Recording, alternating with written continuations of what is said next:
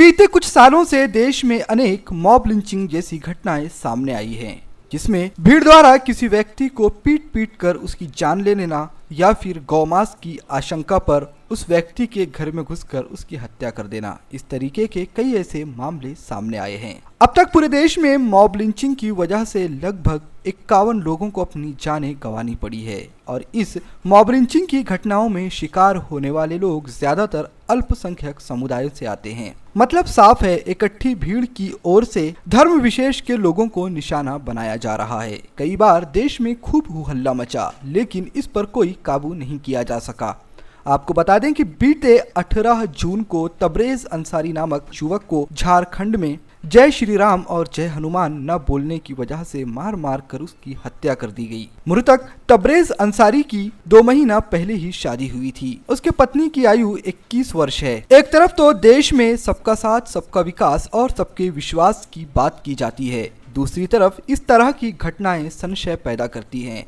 अब तक इस तरह की जितनी भी घटनाएं देश में हुई है, उसमें किसी एक में भी आरोपियों को सजा नहीं मिली है। आगे देश में इस तरह के प्रकरण ना हो और इस तरीके की घटनाएं ना घटें, एक बार फिर किसी मासूम को अपनी जान ना गंवानी पड़े, इसीलिए इस घटना का निषेध करते हुए बहुजन वंचित अघाड़ी, AIMIM और विभिन्न संगठनों ने जिलाधीश कार्यालय में पहुंचकर धरना आंदोलन किया और जिलाधीश को ज्ञापन सौंपा, जिसमें सभी जाति धर्म के लोगों ने सहभाग लिया, जिसमें सभी ने एकजुट होकर कहा कि जाति धर्म को बीच में रखकर लोगों की जान के साथ खिलवाड़ ना करें, जैसा कि हाल के दिनों में देखा गया है। भीड़ ने तबरेज अंसारी को बेरहमी से पीटा और उसकी जान ले ली। इस तरह की घटनाओं से देश के अल्पसंख्यक समुदाय में भय का माहौल निर्माण हो रहा है, जो कि देश की तरक्की के लिए नुकसानदायक है। मॉब लिंचिंग में नामजद हुए अपराधियों को कड़ी से कड़ी सजा होनी चाहिए और मॉब लिंचिंग जैसे घोर अपराध के खिलाफ फांसी तक का प्रावधान होना चाहिए। इस तरह की मांग जिला अधिकारी के मार्फत प्रधानमंत्री से की गई।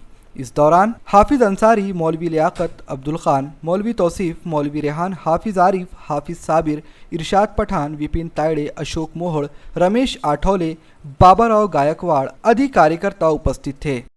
अभी ये जो प्रोग्राम लिया गया, ये जो धरना आंदोलन किया गया है यहाँ पे, ये वंचित अघाड़ी की तरफ से, MIM की तरफ से, और इसमें जो है सहयोग करने के लिए जमीयतुल उलमा हिंद, जनाब हाफिज नाजिम साहब, मौलवी रहमत साहब, मुस्लिम लीग से आए हुए ज़िम्मेदारान, इमरान अशरफी साहब, टीपू सुल्तान सेना के ज़िम्मेदारान, जनाब खालिद पहलवान साहब, टीपू सुल्तान ब्रिगेड के ज़िम्मेदारान और भीम आर्मी के लोग, जनाब अलीम पटेल साहब और तमाम लोग, हम सब लोगों ने मिलकर जो यहाँ पे ये मॉब लिंचिंग के ख़िलाफ़ ये जो धरना आंदोलन किया है, उसका मकसद सिर्फ ये है कि ये जो अजीब तरीके के हालात जो पूरे मुल्क में चल रहे हैं, जिसको मॉब लिंचिंग कहा जा रहा है, ये मॉब लिंचिंग नहीं है, ये पॉलिटिकल मर्डर है। इसको जो है पॉलिटिकल मर्डर कहा जाना चाहिए, क्योंकि ये इंसानियत का खून है।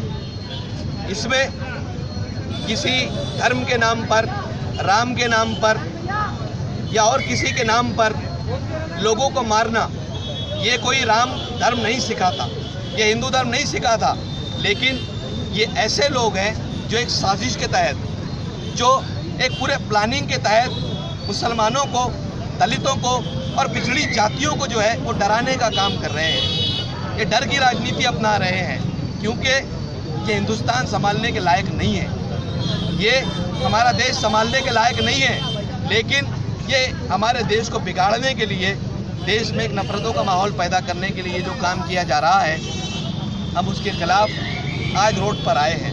ये हिंदुस्तान किसी के बाप की जागीर नहीं है, ये सूफियों का, ये संतों का, ये उलमाओं का देश है।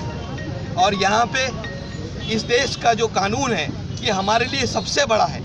इस देश के कानून के तहत, इस देश के संविधान के तहत ही हम काम करेंगे और हमारा मैसेज सरकार के लिए है कि इसके खिलाफ जो है सख्त से सख्त कानून बनाए जाए।